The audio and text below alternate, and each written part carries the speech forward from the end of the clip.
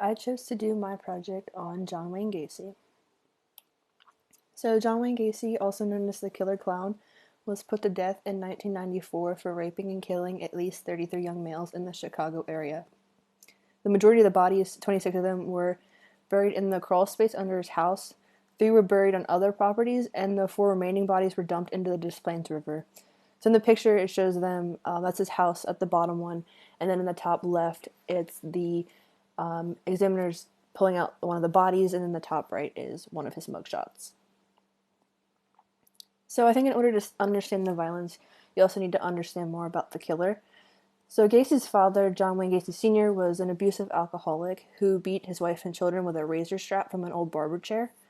According to John's sister, John had it the worst because his father viewed him as a failure. Gacy also struggled with his sexuality. He found himself being attracted to men, which was another thing that would evoke the wrath of his father, so that fact was never shared.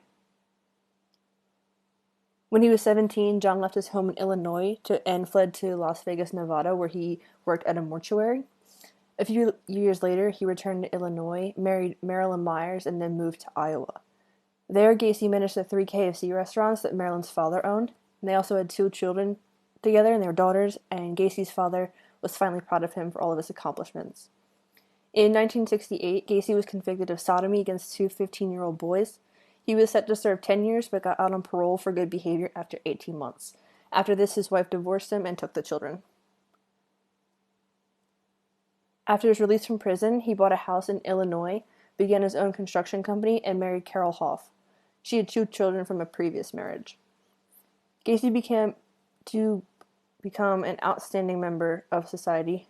He became active in politics and started serving as Pogo the Clown at children's event, which is where the Killer Clown name comes in, but it doesn't really make sense because none of the killings were done while he was wearing the clown suit. The murders then began in 1972 with a 16-year-old boy named Timothy Jack McCoy that Gacy picked up from a bus stop. He took him home to rape and kill him, and he got a thrill from the killing which led him to continue. Gacy was finally arrested in 1978 after the disappearance of Robert Peace led to the discovery of the crawl space where he kept all the bodies. Gacy met with Peace at a pharmacy to offer him a job, and then he was never seen again. So this is just a quick video of his conviction.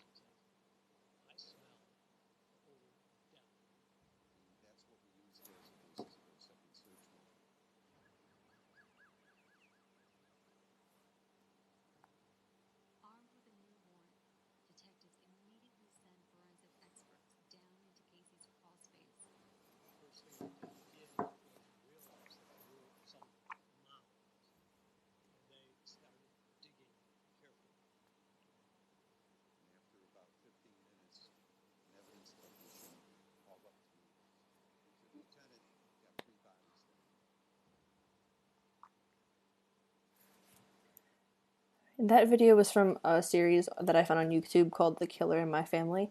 And the host of it is actually the daughter of the Happy Face Killer, and she goes around to the families that of the murders that have been convicted, like famous serial killers, and interview them.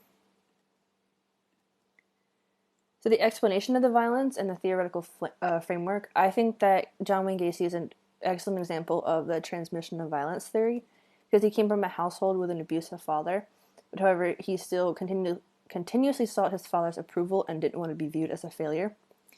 But while Gacy did not abuse his wife's children and stepchildren, he did in a twisted way abuse family. The males that he assaulted and killed can be seen as his lovers. He never embraced his homosexuality because of his father, so this was his solution. And I think it could also be explained with the psychopathology theory, because in his court trial, Gacy pleaded insanity. This is supported by the fact that several psychologists diagnosed him as being schizophrenic.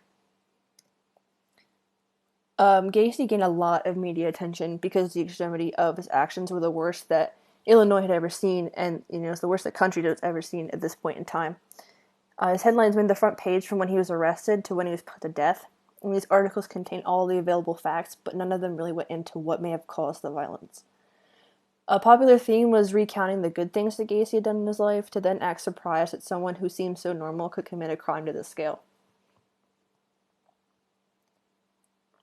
The murders are still relevant, even though they happened over 30 years ago, which I find kind of crazy.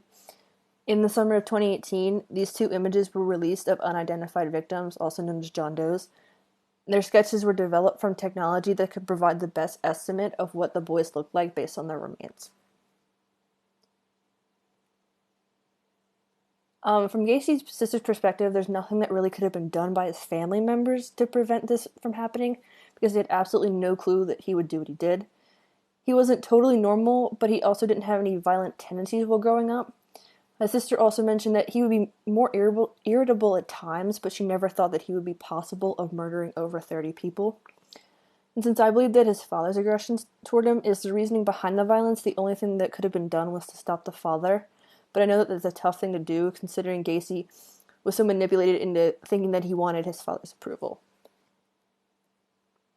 Once his actions began, though, I feel like he could have been stopped a lot sooner. I think it's because of a story that was also told in the documentary that I watched. Tony Antonucci, one of his construction company workers, recounts the story of John Bukovic, a fellow employee, going missing. Bukovic was supposed to be working with Antonucci, but he never showed up, so Antonucci went to Gacy to tell him about the situation, and he noticed fresh concrete right by where they were standing. Gacy claimed that the section needed to be redone because it was cracked, but Antonucci didn't agree with that, but he also didn't press the issue further. And Bukovic was never seen alive again. I think if Antonucci would have pressed the issue, there could have been a little, maybe an investigation. I don't know about in the 1970s if that really would have gone far. But I think, something could have been done to put Gacy on the radar. These are my resources that I use for this project. And overall, I think this was really interesting to learn about because personally, I'm really interested in serial killers and like the psychology and the history of all that. So I think it was really cool to learn about.